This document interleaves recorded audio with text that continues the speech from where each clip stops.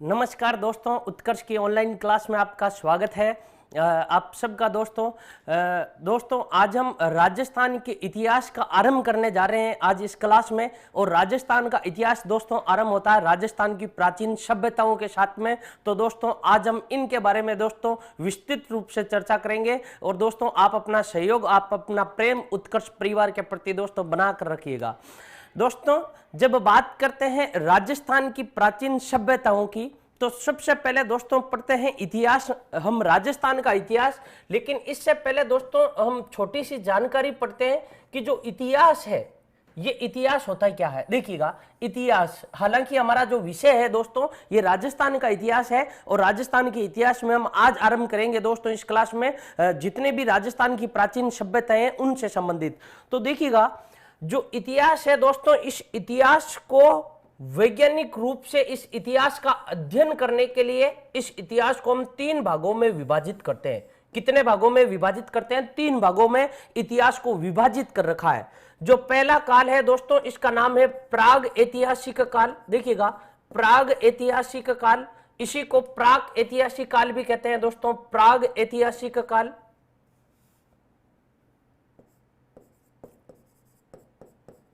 प्राग ऐतिहासिक काल। दूसरा एक काल है दोस्तों जिसका नाम है दोस्तों आद्य ऐतिहासिक काल। आद्य ऐतिहासिक काल, ऐतिहासिक काल। और जो तीसरा काल है दोस्तों इसका नाम है ऐतिहासिक काल।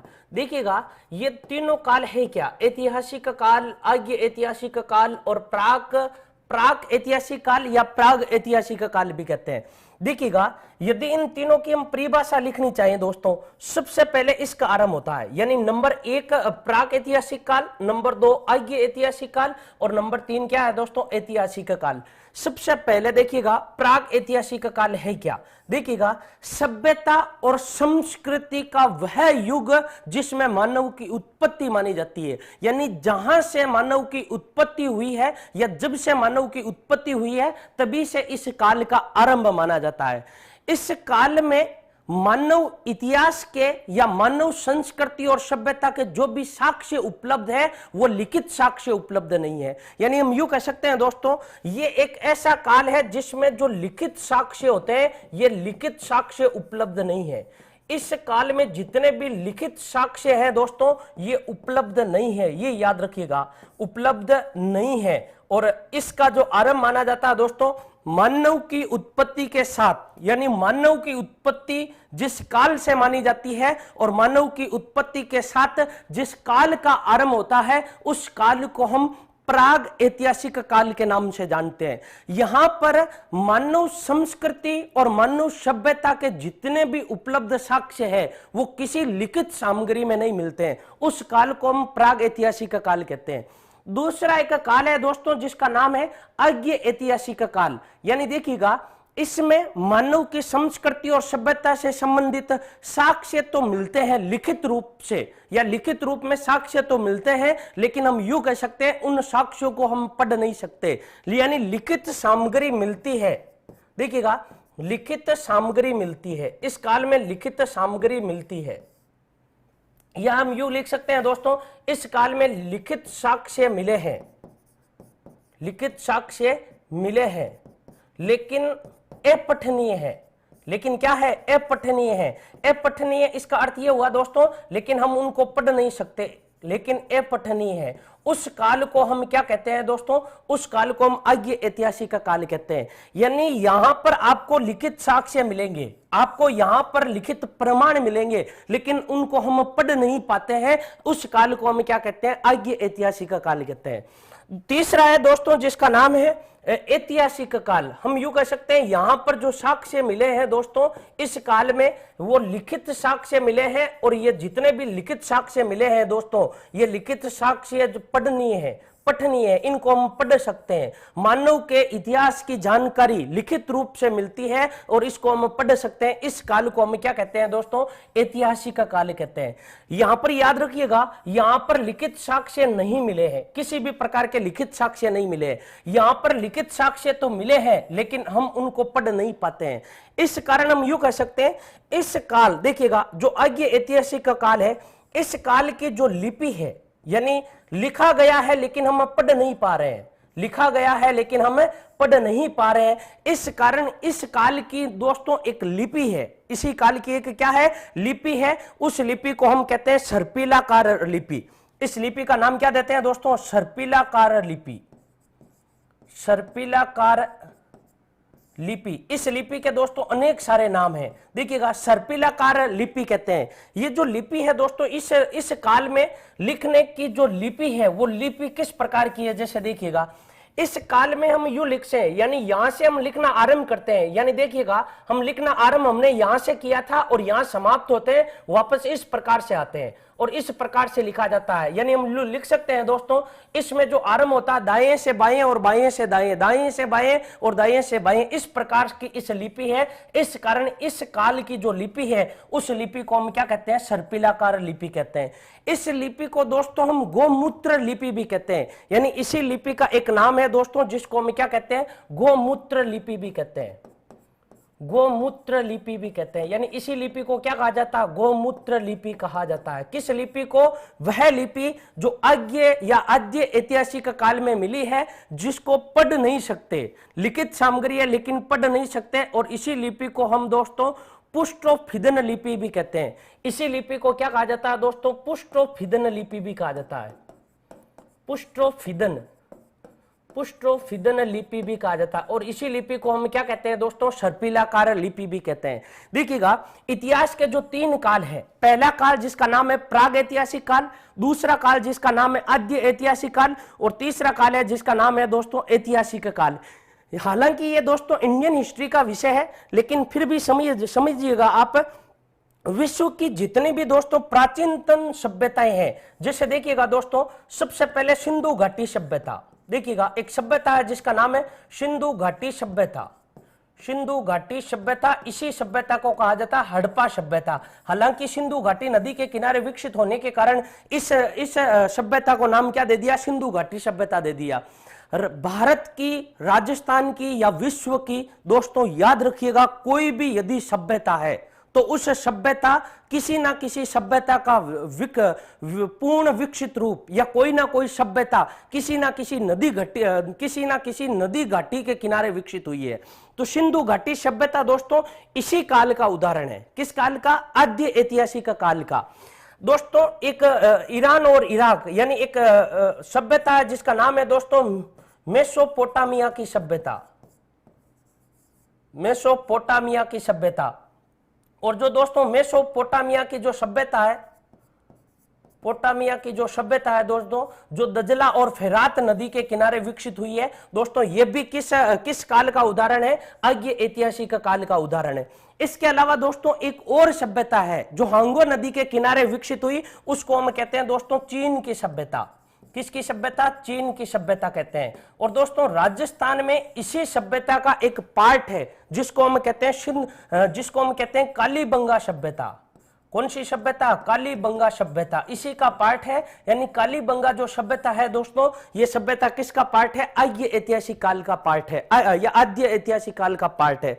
अब दोस्तों एक बार प्रश्न ये आया था कि भारत की जो सिंधु घाटी सभ्यता है, देखिएगा भारत की जो सिंधु घाटी सभ्यता है और ये इस प्रकार की जो मेसोपोटामिया जो सभ्यता है दोस्तों, ये दोनों सभ्यताएं एक दूसरे के समकालीन हुआ करती थी। ये दजला और फेरात नदी के संगम पर है, या ये दजला और फेरात दो नदियां हैं दोस्तों, ईरान और इराक के मध्य बहती है। उन नदी घाटी के किनारे ये सभ्यता विकसित हुई। और जबकि भारत में जो हड़प्पा सभ्यता है, ये हड़प्पा सभ्यता सिंधु नदी घाटी के किनारे विकसित हुई, इसलिए जॉन मार्शल ने इसे सिंधु घाटी सभ्यता का नाम दिया।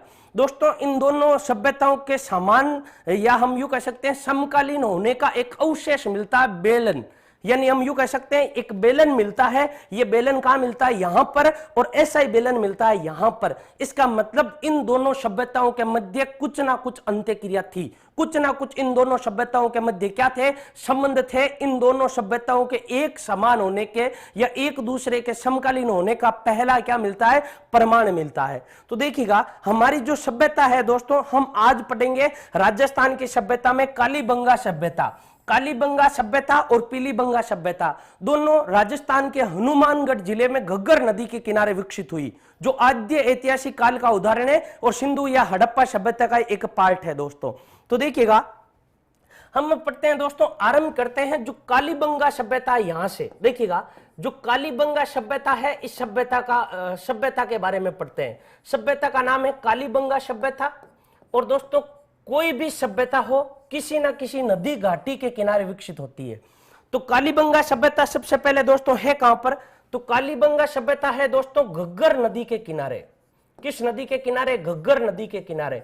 इस नदी के दोस्तों आपको बहुत सारे नाम मिलेंगे। इसी नदी को कहा जाता है दोस्तों सरस्वती नदी, इसी नदी को कहा जाता है दोस्तों द्वेश्वती नदी, घग्गर नदी, द्वेश्वती नदी, इसी को कहा जाता है दोस्तों मृत नदी, मृत नदी, और इसी को कहा जाता है दोस्तों नट नदी, मृत नदी, नट नदी। इस नदी के किनारे कौन सी सभ्यताएं विकसित हुई दोस्तों?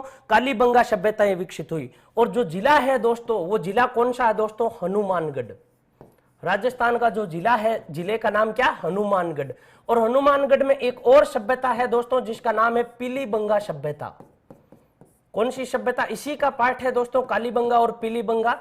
कालीबंगा और पीलीबंगा आरएस प्री में दोस्तों एक बार प्रश्न पूछ लिया था, लास्ट वाले से भी, लास्ट एग्जाम में पूछा था कि जो पीलीबंगा सभ्यता है, पीलीबंगा सभ्यता किस जिले में विकसित हुई? तो ये दोस्तों हनुमानगढ़ जिले में विकसित हुई थी। सबसे पहले दोस्तों इस सभ्यता की खोज के बारे में हम खोज के बारे में देखते हैं। इस सभ्यता की खोज सबसे पहले किसने की है? तो दोस्तों इस सभ्यता से संबंधित आपको 3 फैक्ट याद रखने हैं। देखिएगा, इस सभ्यता से संबंधित आपको दोस्तों 3 फैक्ट याद रखने हैं। सबसे पहले आपको फैक्ट याद रखना है दोस्तों, एक भाषा शास्त्री विद्वान थे और पुरातत्ववेत्ता भी थे जिनका नाम था लुइस पी टेसिट्योरी। लुइस पी टेसिट्योरी भी बोलते हैं, टेसिट्योरी भी कहते हैं इनको। ये इटली के उदीने कस्बे में इनका जन्म होता है सन 1887 में, और इटली से ये लगभग दोस्तों 1900 ईस्वी में आते हैं ये भारत में। और भारत में जब आते हैं तब भारत से ये आते हैं बीकानेर राज्य में, और उस समय बीकानेर राज्य के जो शासक थे उनका नाम था महाराजा गंगा सिंह। और महाराजा गंगा सिंह इन्हें चारण, जितने भी प्रकार का अपने राज्य में जो चारण साहित्य था, उस चारण साहित्य को लिखने की जिम्मेदारी देते हैं इनको।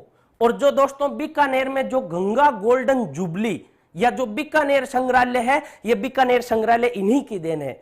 इस सभ्यता के बारे में कहा जाता है दोस्तों कि इस सभ्यता की खोज, यानी इस सभ्यता के बारे में सबसे पहले जो प्रमाणिक जानकारी दी, या हम यूं कह सकते हैं इस सभ्यता के बारे में सबसे पहले जो जानकारी दी कालीबंगा सभ्यता के बारे में, वो कौन थे? लुइस पी टेसिट्योरी थे।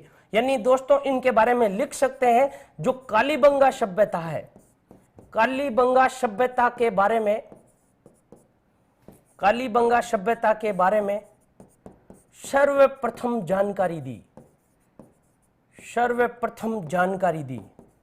सर्वप्रथम जिन्होंने जानकारी दी वो कौन है दोस्तों? डॉक्टर एलपी टेसिट्योरी थे। देखिएगा, जो डॉक्टर एलपी टेसिट्योरी है दोस्तों, ये 2 क्षेत्रों में बहुत बड़े विद्वान है। एक पहला इनके बारे में कहा जाता है ये भाषा शास्त्री थे। जब दोस्तों राजस्थान की कला और संस्कृति के अंतर्गत हम पढ़ते हैं राजस्थानी भाषा, तब दोस्तों इन्होंने राजस्थानी भाषा का भी अध्ययन किया था। और राजस्थानी भाषा के दो प्रकार बताए थे, पूर्वी राजस्थानी और पश्चिमी राजस्थानी। दूसरा इनका योगदान है पुरातत्ववेत्ता भी थे, यानी इस सभ्यता की सबसे पहले जानकारी देने वाले जो व्यक्ति थे उनका नाम क्या था? Doctor Luis Tessitori. हालांकि इस क्षेत्र में कभी किसी का ध्यान गया नहीं था, इस कारण खोज नहीं हो पाई थी।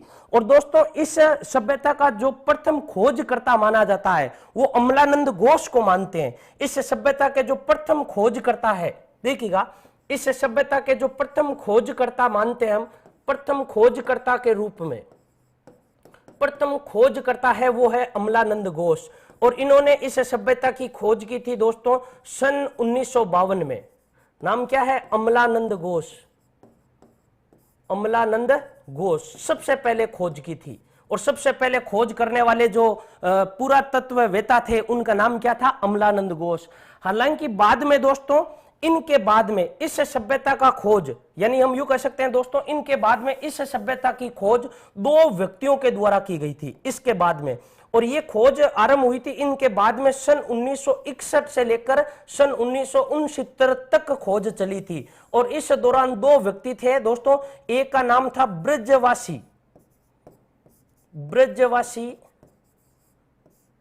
ब्रजवासी लाल, और इनको दोस्तों आपने शॉर्ट में पढ़ा होगा, इन्हीं का नाम है दोस्तों बीके लाल भी बोलते हैं इन्हें। और दूसरे एक और पुरातत्ववेत्ता है जिनको हम कहते हैं दोस्तों बीके थापर, यानी इनको बीवी लाल भी कहते हैं। देखिएगा, इनको बीवी यानी ब्रजवासी लाल है, इनको दोस्तों शॉर्ट में बीवी लाल भी कहते हैं। और इनके दूसरे एक और पुरातत्ववेत्ता थे जिनका नाम था दोस्तों बालकृष्ण थापर। देखिएगा, दूसरे जो थे इनका नाम क्या था, बालकृष्ण थापर। और जो बालकृष्ण थापर है इनको कहते हैं दोस्तों बीके थापर।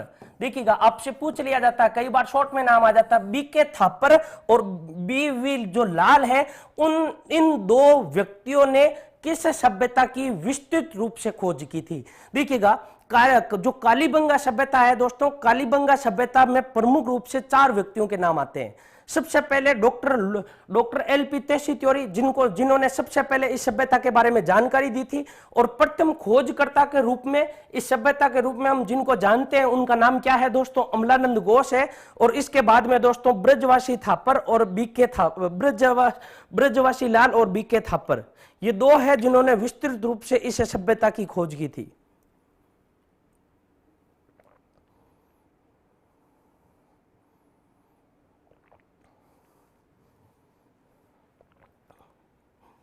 अब देखिएगा दोस्तों इसी सभ्यता के बारे में, देखिएगा इस सभ्यता की यदि हम बात करें दोस्तों, इस सभ्यता का काल क्या है, इस सभ्यता का समय क्या है, तो देखिएगा काल या समय में दोस्तों जो कार्बन सी पद्धति है, देखिएगा किस पद्धति के अनुसार, कार्बन डेटिंग पद्धति के अनुसार या कार्बन सी पद्धति के अनुसार, कार्बन सी पद्धति के अनुसार इस सभ्यता का जो काल है दोस्तों, वो काल माना जाता है सन लगभग दोस्तों इनका जो काल माना जाता है वो काल माना जाता है 2350 ईसा वर्ष पूर्व से। यानी कब से इसका काल माना जाता है दोस्तों, किस सभ्यता का, कालीबंगा सभ्यता का 2350 ईसा वर्ष पूर्व से 1750 ईसा वर्ष पूर्व तक, 2350 ईसा वर्ष पूर्व से 1750 ईसा वर्ष पूर्व तक इस सभ्यता का क्या मान रखा है दोस्तों, काल मान रखा है। यदि आपसे काल पूछ ले कि इस सभ्यता का जो काल है वो काल कहां से लेकर कहां तक,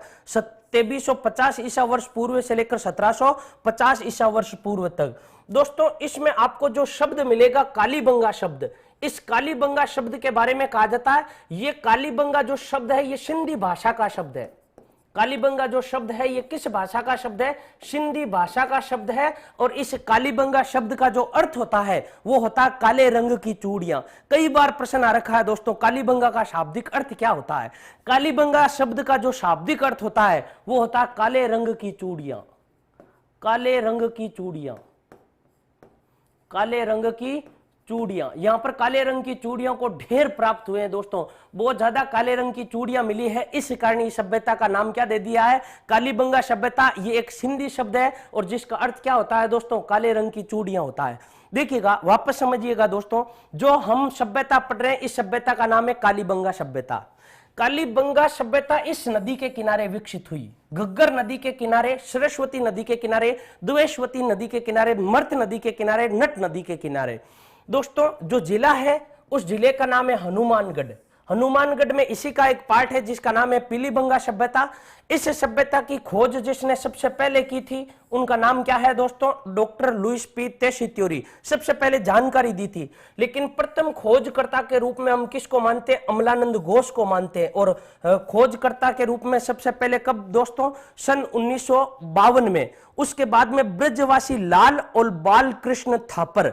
और दोस्तों इसका जो समय मानते हैं हम कार्बन सी पद्धति के अनुसार 2350 ईसा वर्ष से लेकर लगभग 1750 ईसा वर्ष पूर्व तक। और दोस्तों जो कालीबंगा शब्द है, कालीबंगा शब्द किस भाषा का शब्द है दोस्तों? हम यूं कह सकते हैं ये एक सिंधी भाषा का शब्द है, और जिसका अर्थ क्या होता है दोस्तों? काले रंग की चूड़ियां। तो दोस्तों जो कालीबंगा सभ्यता है, इस सभ्यता के बारे में कहा जाता है कि कालीबंगा एक ऐसी सभ्यता है, स्वतंत्र भारत का यह पहला पुरातात्विक स्थल है जिसकी स्वतंत्रता के बाद पहली बार उत्खनन किया गया था, और इसे कांस्य युगीन सभ्यता भी कहा जाता है। तो देखिएगा कालीबंगा जो सभ्यता है, इससे जो महत्वपूर्ण तथ्य है, वो महत्वपूर्ण तथ्य क्या है दोस्तों? कालीबंगा सभ्यता, कालीबंगा सभ्यता दोस्तों यदि आपसे पूछ ले किस प्रकार की सभ्यता है, तो आपको इसमें याद रखना है दोस्तों, ये एक कांस्य युगीन सभ्यता है। कांस्य युगीन सभ्यता किस प्रकार की सभ्यता? कांस्य युगीन सभ्यता है, और यह स्वतंत्र भारत का प्रथम पुरातात्विक स्थल, प्रथम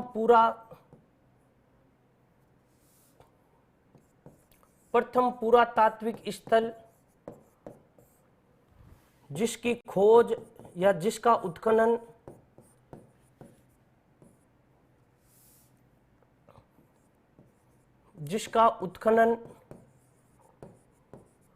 स्वतंत्रता के बाद किया गया, स्वतंत्रता के बाद किया गया, इस रूप में पहचाना जाता है। किस पुरातात्विक स्थल को दोस्तों? जो कालीबंगा सभ्यता है, इस कालीबंगा सभ्यता के पुरातात्विक स्थल को।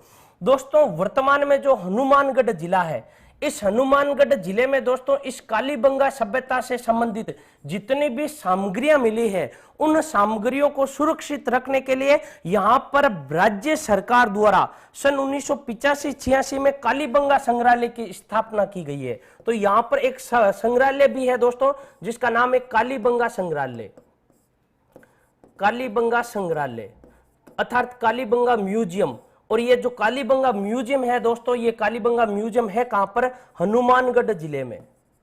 किस जिले में? हनुमानगढ़ जिले में, हनुमानगढ़ में है। और इसकी स्थापना दोस्तों किस सरकार के द्वारा? राज्य सरकार के द्वारा की गई सन 1985-86 में, यानी 1985-1986 में इस संग्रहालय की स्थापना हुई थी। 1985 में इसकी नींव रखी गई थी, और जो इसका उद्घाटन है, वो इसका उद्घाटन सन दोस्तों 1986 में इस सभ्यता का क्या किया गया था? उद्घाटन किया गया था। अब देखिएगा इस सभ्यता की जो महत्वपूर्ण विशेषता ये है, यानी यहां पर जब उत्खनन किया गया तो दोस्तों दो स्तरों पर उत्खनन मिलता है। एक ऊपर नगरकोट मिलता है और नीचे एक इस प्रकार का दुर्ग मिलता है। तो यदि आपसे पूछ ले कि दुर्ग के अवशेष भी कहां प्राप्त हुए हैं दोस्तों, तो वो भी कहां हुए? कालीबंगा में हुए हैं। देखिएगा इस सभ्यता की जितनी भी विशेषताएं हैं, वो विशेषताएं क्या है? इस सभ्यता की विशेषताएं, कुछ बातें ऐसी है दोस्तों जो कई बार एग्जाम में आ रखी है। विशेषताएं, कालीबंगा सभ्यता की विशेषताएं। सबसे पहले दोस्तों नंबर 1, जो इस सभ्यता की सड़कें हैं, देखिएगा इस सभ्यता की जो सड़कें हैं, वो सड़कें समकोण पर काटती है। किस पर काटती है? सड़कें समकोण पर काटती है, सड़कें समकोण पर काटती है। देखिएगा ऐसी कौन सी सभ्यता है जिसमें जो सड़कें थी वो सड़कें समकोण पर काटती है? इसलिए यहाँ के जो मकान थे, यहाँ के जो जितने भी मकान थे, जो मकानों की एक पद्धति थी, जैसे देखिएगा इस प्रकार का ये मकान बन रखा है, इस प्रकार का मकान बन रखा है, वापस इसी प्रकार का इसी के पास में मकान। और जो सड़कें हैं दोस्तों, ये सड़कें इस प्रकार से समकोण पर काटती थी। देखिएगा इस प्रकार समकोण पर काटती थी। और इस प्रकार का जैसे एक और सड़क हो गई, इस प्रकार की जो सड़कें काट रही है, ये सड़कें किस पर काट रही है दोस्तों? समकोण पर काट रही है। इस प्रकार की यहाँ की बनावट थी।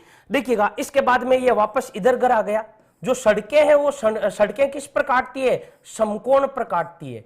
इसलिए यहाँ के जो मकान है, जितने भी मकान है दोस्तों, मकान बनाने की जो पद्धति है, यानी मकान बनाने की जो दोस्तों पद्धति है, उस पद्धति को ऑक्सफोर्ड पद्धति कहा जाता है, या इसी को जाल पद्धति कहा जाता है। ऐसा लग रहा है जैसे जाल है, इस कारण जो मकानों की पद्धति है इसको दोस्तों ऑक्सफोर्ड पद्धति कहा गया। कौन सी पद्धति कहा गया दोस्तों? ऑक्सफोर्ड पद्धति कहा गया। इसी पद्धति को दोस्तों दूसरा नाम क्या है? इसी पद्धति का दूसरा नाम है जाल पद्धति। इसी पद्धति का दूसरा नाम क्या है? इसे ही ऑक्सफोर्ड पद्धति कहा गया और इसे ही जाल पद्धति कहा गया। इसी को दोस्तों ग्रीक पद्धति या चेम्सफोर्ड पद्धति कहा जाता है।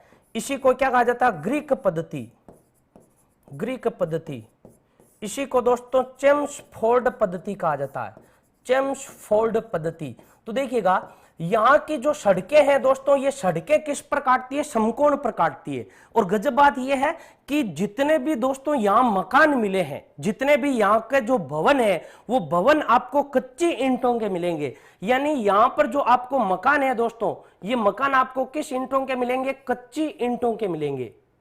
जो ईंटें हैं वो ईंटें किस प्रकार की है दोस्तों? कच्ची ईंटें हैं। हालांकि बाद में ये जो ईंटें हैं, ये यहाँ पर पक्की ईंटें भी मिलती है। यानी यहाँ पर कच्ची ईंटें भी मिलती है और आरंभिक जो स्वरूप था वो कच्चे ईंटों से बने हुए मकानों का स्वरूप था। लेकिन बाद में ये ईंटें जो होती है, ये ईंटें आपको किस रूप में मिलती है दोस्तों? पक्की ईंटों के रूप में मिलती है। और यहाँ की जो ईंटें हैं दोस्तों, यदि इन ईंटों का हम आकार की बात करें, यानी देखिएगा यहाँ की ईंटों की यदि आकार की बात करें तो आपको इस साइज में मिलेगी 15 × 30 × 7.5। यानी देखिएगा यह 15 समानुपात 7.5 इस रूप में आपको ईंटें मिलेगी। और दोस्तों जितने भी यहाँ के जो भवन है, देखिएगा जितने भी यहाँ के क्या है? भवन है। जितने भी यहाँ के आपको क्या मिले? मकान मिले। इन मकान या भवन के आगे की तरफ खिड़की या दरवाजा ना होकर जो खिड़की और दरवाजा होता वो दोस्तों किसकी ओर होता? पीछे की ओर होता। यानी ये सड़कों की ओर नहीं होता था, किसकी ओर होता था? पीछे की ओर होता था। तो भवन या मकान के दरवाजे पीछे की ओर खुलते थे, पीछे की ओर खुलते थे। ये याद रखिएगा, किसकी ओर खुलते थे दोस्तों? पीछे की ओर खुलते थे। और दोस्तों यहां की जो नालियां हैं,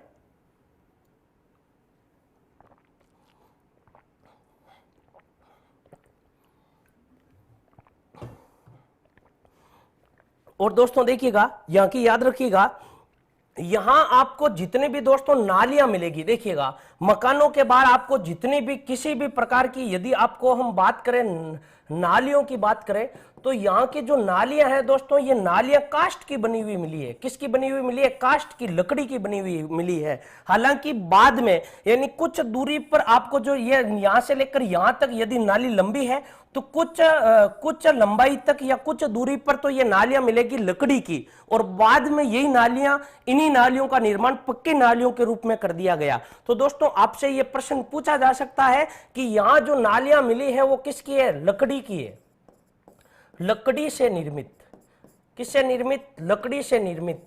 और दोस्तों यहां पर एक यह भी आता है कि लकड़ी से निर्मित नालियों के विश्व में एकमात्र जगह जहां से प्रमाण मिले हैं वो सभ्यता कौन सी है दोस्तों? कालीबंगा सभ्यता है। तो देखिएगा कालीबंगा सभ्यता की विशेषता क्या है दोस्तों? यहाँ की सड़कें समकोण पर काटती है, विशेषता नंबर 1 हम यूं कह सकते हैं। कालीबंगा की जो सड़कें हैं, इस सभ्यता की जो सड़कें हैं दोस्तों, वो सड़कें किस पर काटती है? समकोण पर काटती है। दूसरी बात, यहां जितने भी भवन है वो भवन किससे निर्मित है? ईंटों से निर्मित है। ईंटों की आपसे ये साइज पूछी जा सकती है। घरों के बाहर या घरों के जो दरवाजे हैं वो घरों के दरवाजे आगे की ओर ना खुलकर किसकी ओर खुलते थे दोस्तों? पीछे की ओर खुलते थे। और यहां पर जो नालियां हैं वो नालियां किससे निर्मित है? लकड़ी से निर्मित है। इसके अलावा दोस्तों यहां जो मकान बनाने की जो पद्धति है वो ऑक्सफोर्ड पद्धति कहा जाता है। इस पद्धति को क्या कहा जाता है? ऑक्सफोर्ड पद्धति। एक जाल सा बिछा हुआ रहता था, इस कारण इसे ग्रीक या ग्रिड पद्धति, ग्रीक पद्धति, जाल पद्धति या चेम्सफोर्ड पद्धति भी कहा जाता है। तो देखिएगा यहां आप जो भी देखोगे दोस्तों, तो कालीबंगा के जो मकान बने हुए रहते थे वो कच्ची ईंटों के मिले हैं या पक्की ईंटों के मिले हैं? आरंभ में कच्ची ईंटें थी, इस कारण दोस्तों जो ये कालीबंगा सभ्यता है, इस कालीबंगा सभ्यता को दीनहीन सभ्यता भी कहते हैं। इस सभ्यता को क्या कहते हैं दोस्तों? दीनहीन सभ्यता भी कहा जाता है। दीन और हीन सभ्यता कहने का कारण यह है दोस्तों कि यहां पर जितने भी मकान मिले हैं वो मकान किससे निर्मित है? कच्ची ईंटों से निर्मित होने के कारण इसे दीनहीन सभ्यता भी कहा गया है। तो ये याद रखिएगा दोस्तों, देखिएगा, ये याद रखिएगा कि किस सभ्यता को दीनहीन सभ्यता कहा जाता है? कालीबंगा सभ्यता को। कारण क्या है दोस्तों? यहाँ के जो मकान है वो मकान निर्मित किससे मिले? कच्ची ईंटों से निर्मित मिले हैं। इसके अलावा दोस्तों देखिएगा, याद रखिएगा, अगली विशेषता क्या है? यहां पर दोस्तों विश्व के प्राचीनतम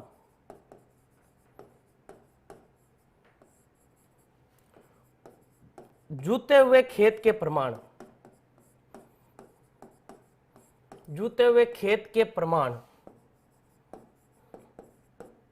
किस सभ्यता से मिले हैं दोस्तों? कालीबंगा सभ्यता से मिले हैं। विश्व के प्राचीनतम जूते हुए खेतों के प्रमाण या जूते हुए खेत के प्रमाण कहां मिलते हैं? कालीबंगा सभ्यता से मिलते हैं। इसके अलावा दोस्तों विश्व में प्राचीनतम भूकंप के साक्ष्य, विश्व में प्राचीनतम भूकंप के साक्ष्य यहीं से प्राप्त हुए हैं,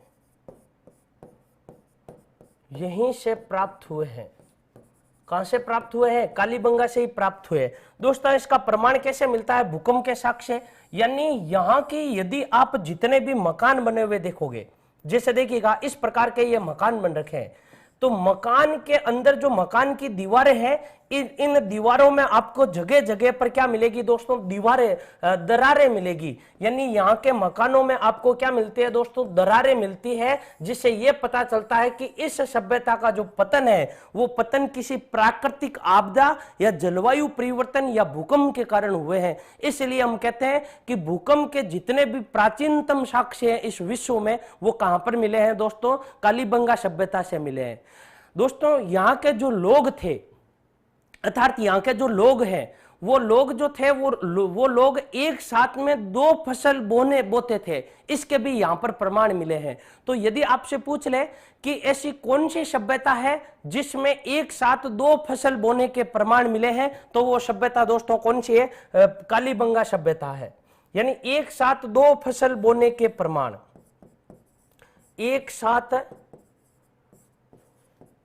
2 फसल या 2 फसलें बोने के प्रमाण,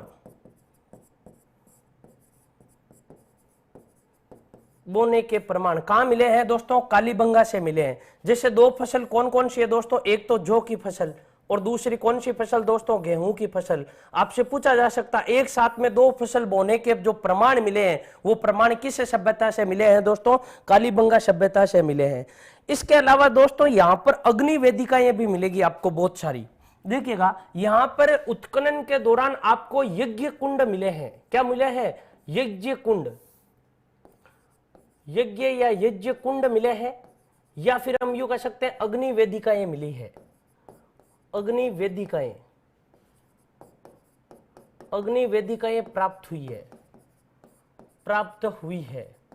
अग्नि वेदिकाएं है क्या दोस्तों? देखिएगा अग्नि वेदिकाएं या यज्ञ कुंड मिले हैं, इसका अर्थ यह होता है दोस्तों कि जो यहाँ के लोग थे वो यहाँ के लोग यज्ञ में विश्वास किया करते थे, यहाँ के लोग यज्ञ करते थे। और इससे यह भी प्रमाण मिलता है दोस्तों कि यहाँ के जो लोग थे वो बलि में विश्वास रखते थे।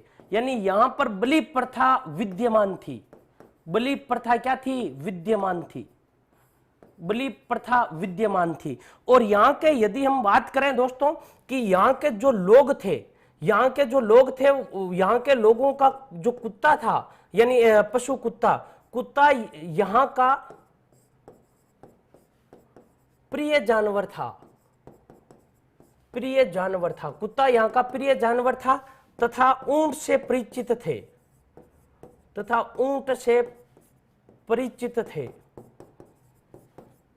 ऊन से क्या थे दोस्तों, परिचित थे। इसके अलावा दोस्तों गाय, बैल, भैंस, बकरी, बकरी, इसके अलावा दोस्तों भेड़, इनके बारे में भी ये जानकारी रखते थे या ये इनसे परिचित थे। दोस्तों ये जो सभ्यता है, ये सभ्यता नगरीय सभ्यता है या ग्रामीण सभ्यता है, तो इसके बारे में कहा जाता है दोस्तों ये एक नगरीय सभ्यता है। किस प्रकार की सभ्यता है दोस्तों, ये एक नगरीय सभ्यता है। यानी दोस्तों विश्व में सर्वाधिक, यानी हम यूं कह सकते हैं विश्व में प्राचीनतम नगर के प्रमाण यही मिले हैं।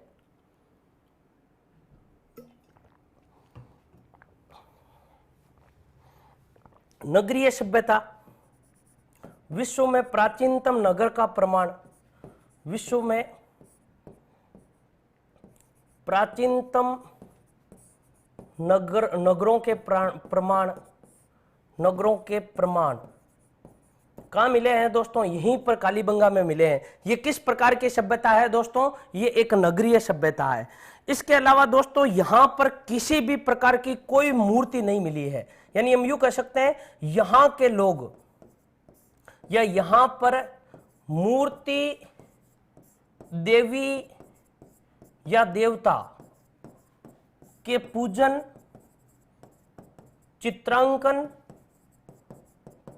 चित्रांकन वे मूर्ति का कोई प्रमाण नहीं मिला है। मूर्ति का कोई प्रमाण नहीं मिला है,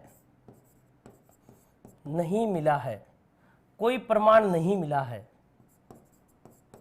कोई प्रमाण नहीं मिला है। कहां पर दोस्तों, कालीबंगा सभ्यता में।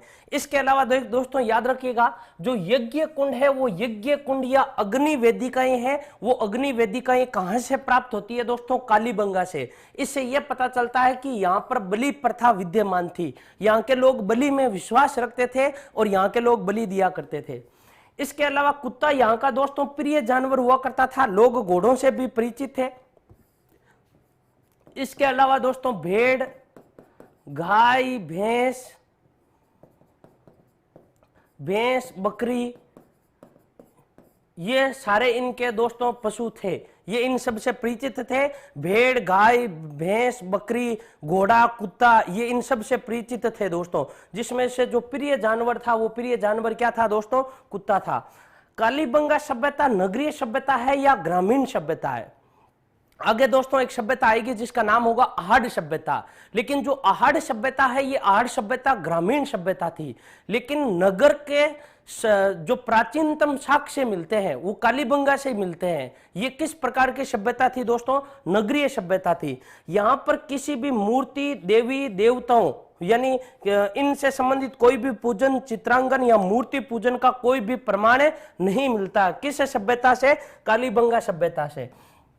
इसके अलावा दोस्तों यहाँ की जो हम यूं कह सकते हैं जो समाधि प्रथा थी, यहाँ की जो समाधि प्रथा थी वो समाधि प्रथा किस प्रकार की थी।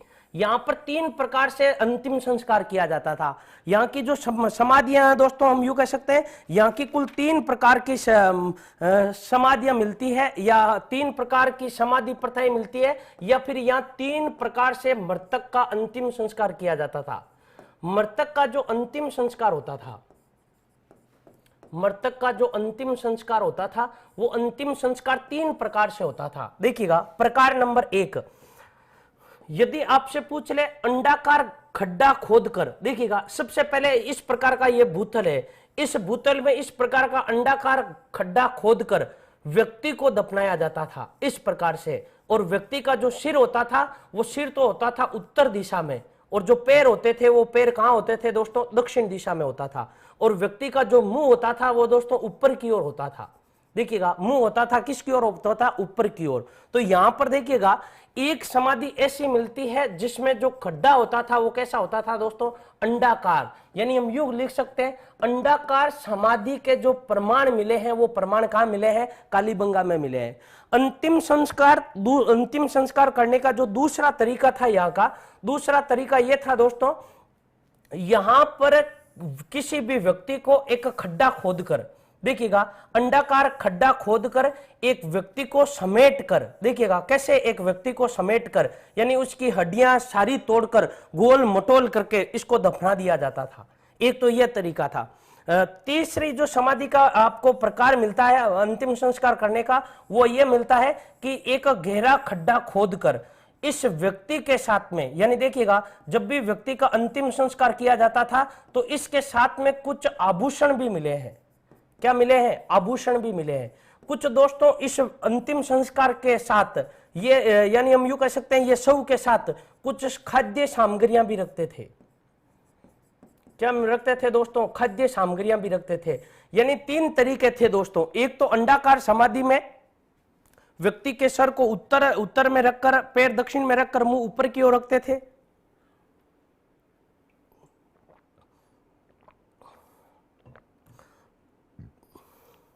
इसके अलावा दोस्तों जो दूसरी थी वो दूसरी व्यक्ति को समेट कर दफना दिया जाता था खड्डा खोदकर। तीसरी, खड्डा खोदकर जब दफनाया जाता था उसके साथ में क्या रखे जाते थे? आभूषण रखे जाते थे, खाद्य सामग्रियां भी रखी जाती थी। और एक समाधि में दोस्तों यहां पर एक ऐसी समाधि मिली है जिसमें इस व्यक्ति के साथ में कुत्ते की भी हड्डियां मिली है। यानी साथ में हम यूं कह सकते हैं यहां पर जानवर को भी दफनाने की एक ऐसी क्या मिली है दोस्तों? एक ऐसी समाधि प्राप्त हुई है। तो समाधियों के जो प्रकार थे वो दोस्तों, यहां पर जो समाधियां थी वो समाधियां कुल कितने प्रकार की थी दोस्तों? 3 प्रकार की प्राप्त होती है। इसके अलावा दोस्तों यहां पर जितने भी प्रकार के हम यूं कह सकते हैं, यहां पर एक इसी सभ्यता में दोस्तों यहां पर आपको एक स्वास्तिक चिन्ह मिलता है। देखिएगा इसी सभ्यता में दोस्तों आपको क्या मिलता है? एक स्वास्तिक चिन्ह मिलता है। क्या मिलता है दोस्तों? स्वास्तिक चिन्ह। स्वास्तिक चिन्ह मिलता है। स्वास्तिक चिन्ह का प्रमाण, स्वास्तिक चिन्ह का प्रमाण आपको कहां मिलेगा दोस्तों? आपको यही कालीबंगा में मिलेगा। अब दोस्तों दो सभ्यताएं हैं। एक सभ्यता है दोस्तों जिसका नाम है कालीबंगा सभ्यता। दूसरी एक दोस्तों सभ्यता है जिसका नाम है मेसोपोटामिया की सभ्यता। मेसोपोटामिया की सभ्यता। इन दोनों सभ्यताओं के समकालीन होने का जो प्रमाण मिलता है दोस्तों, इन दोनों सभ्यताओं के समकालीन होने का जो प्रमाण मिलता है, यहां पर प्रमाण के रूप में दोस्तों बेलनाकार बर्तन मिलते हैं। बेलनाकार बर्तन। और इनसे पता चलता है कि बेलनाकार बर्तन यहां पर भी मिला था और यहां पर भी मिला था। कालीबंगा सभ्यता में जो बेलनाकार बर्तन मिलता है वो उसी समय का है जिस समय मेसोपोटामिया में एक बर्तन मिलता है। यानी यहां पर जो दोनों बर्तन मिलते हैं उन दोनों बर्तनों का समय एक समान बताया जाता है। इस कारण हम यूं कह सकते हैं कि इन दोनों सभ्यताएं या ये दोनों सभ्यताएं एक दूसरे के क्या थी दोस्तों? एक दूसरे के समकालीन हुआ करती थी। इसके अलावा दोस्तों यहां पर एक ऐसा कपाल मिलता है। देखिएगा यहां पर एक व्यक्ति का इस प्रकार से कपाल मिलता है और उस कपाल में दोस्तों आपको 6 प्रकार के छेद मिलते हैं। यहां पर एक इस प्रकार का दोस्तों कपाल मिलता है और इस कपाल में कुल कितने प्रकार के छेद मिलते हैं दोस्तों? 6 प्रकार के छेद मिलते हैं। इसका मतलब एक कपाल और उस कपाल में क्या 6 प्रकार के छेद। इसका मतलब यहाँ के जो लोग थे वो लोग शल्य चिकित्सा से परिचित थे। और दोस्तों शल्य चिकित्सा के भी जो सबसे प्राचीनतम प्रमाण मिलते हैं वो भी प्रमाण यहीं से कालीबंगा सभ्यता से मिलते हैं। यानी दोस्तों देखिएगा शल्य चिकित्सा के प्राचीनतम प्रमाण, शल्य चिकित्सा के प्राचीनतम प्रमाण, प्राचीनतम प्रमाण कहां पर मिले हैं दोस्तों? कालीबंगा में मिले हैं। और पता कैसे चलेगा? एक कपाल में कितने प्रकार के छेद मिले हैं दोस्तों? एक ही कपाल में कितने प्रकार के छेद? 6 प्रकार के छेद मिले हैं, जिसके आधार पर हम ये बात कह सकते हैं। यहां पर दोस्तों आपको जो सिक्के की बात करें तो यहां पर एक ऐसा सिक्का मिला है। देखिएगा ये एक इस प्रकार का क्या है दोस्तों? एक सिक्का है। इस सिक्के का एक तो भाग ये हो गया टेल और दूसरा हो गया ये हेड। यहां एक सिक्के में एक तो चित्र मिलेगा आपको दोस्तों किसी देवी का। देखिएगा यहां पर तो मिलता है एक चित्र स्त्री का। ये जो देवी है ये स्त्री है, यानी देवता के समान नहीं है। यानी एक तो स्त्री का मिलता है, दूसरा यहां पर एक चित्र मिलता है दोस्तों, चिता का चित्र मिलता है। एक स्त्री का मिलता है और दूसरा किसका मिलता है? चिता का मिलता है। और ये है क्या दोस्तों? ये यहां पर क्या है दोस्तों? सिक्का है। इसके आधार पर हम यूं कह सकते हैं यहां की जो शक्ति थी, यानी यहां का जो परिवार था, यहां की जो सत्ता थी, वो मात्र सत्तात्मक परिवार में विश्वास रखती थी। मात्र शतात्मक परिवार। मात्र शतात्मक परिवार का जो यहां पर प्रमाण मिलता है दोस्तों, वो प्रमाण यह मिलता है कि एक सिक्के पर एक तरफ तो व्याघ्र यानी चिते का चित्र मिलता है और दूसरी तरफ किसी स्त्री या किसी लड़की, किसी महिला का चित्र मिलता है, जिसके आधार पर हम यूं कह सकते हैं यहां के जो परिवार की स्थिति थी वो मात्र शतात्मक परिवार था। तो दोस्तों ये याद रखिएगा, महत्वपूर्ण 5 बिंदु है। पहला बिंदु है स्वास्तिक चिन्ह का प्रमाण, यानी स्वास्तिक चिन्ह का जो प्रमाण है ये भी अपने आप में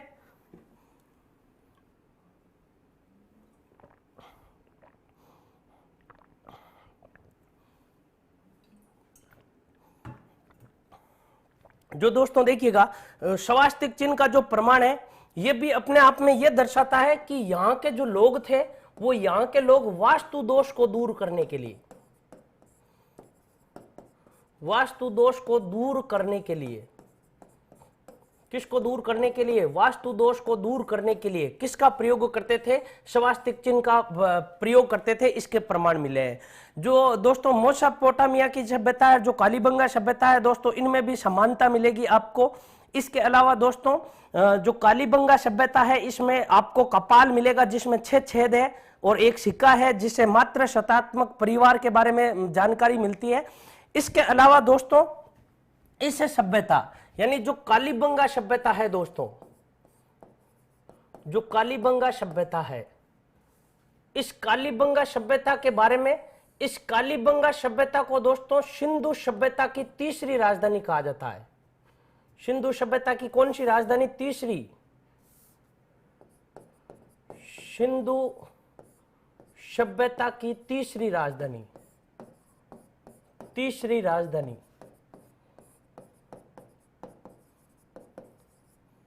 तीसरी राजधानी किसको कहा जाता है दोस्तों? कालीबंगा को कहा जाता है। इस कालीबंगा सभ्यता में दोस्तों पुरोहित का प्रमुख स्थान हुआ करता था। प्रमुख स्थान किसका? पुरोहित का यहां पर प्रमुख स्थान होता था। यहां का प्रमुख स्थान, यहां का प्रमुख स्थान था। इसके अलावा दोस्तों इसी कालीबंगा सभ्यता में कुछ ऐसे प्रमाण मिले हैं जिनके आधार पर हम यूं कह सकते हैं कि जो मध्य एशिया है, देखिएगा मध्य एशिया के साथ, मध्य एशिया के साथ व्यापारिक संबंध थे। मध्य एशिया के साथ व्यापारिक संबंध थे। और यह प्रमाण कैसे मिलता है दोस्तों? यह प्रमाण इस रूप में मिलता है कि जो यहां के लोग थे वो यहां के लोग सामूहिक तंदूर के चूल्हे का प्रयोग करते थे। किसका? जो तंदूर का सामूहिक तंदूर है, सामूहिक तंदूर,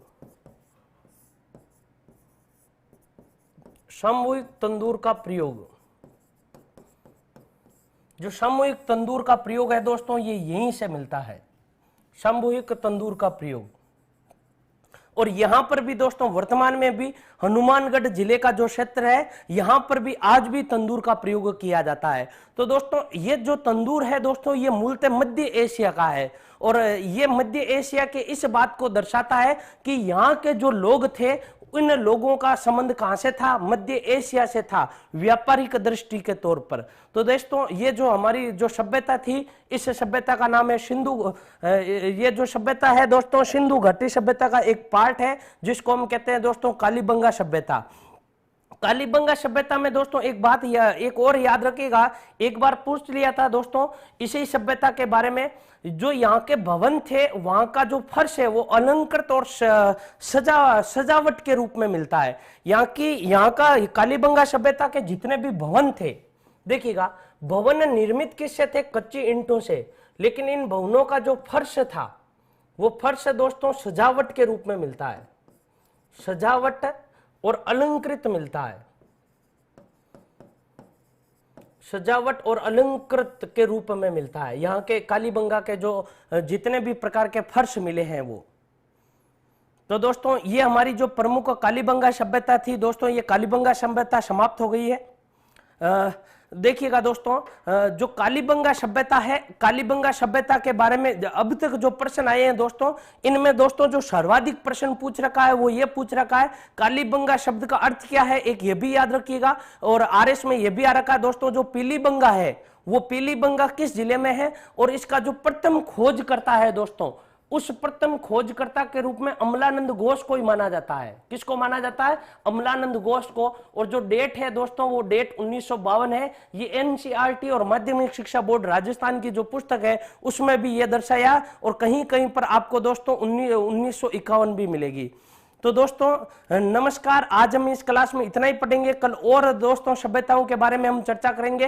दोस्तों यदि आपको ये क्लास पसंद आई है तो दोस्तों आप अपने दोस्तों को अधिक से अधिक शेयर कीजिएगा, लाइक कीजिएगा, और दोस्तों उत्कर्ष के प्रति आप अपना प्रेम, समर्पण और सहयोग बनाकर रखिएगा दोस्तों।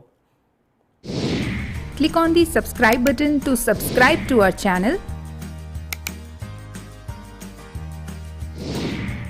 Press the bell icon on the YouTube app and never miss another update.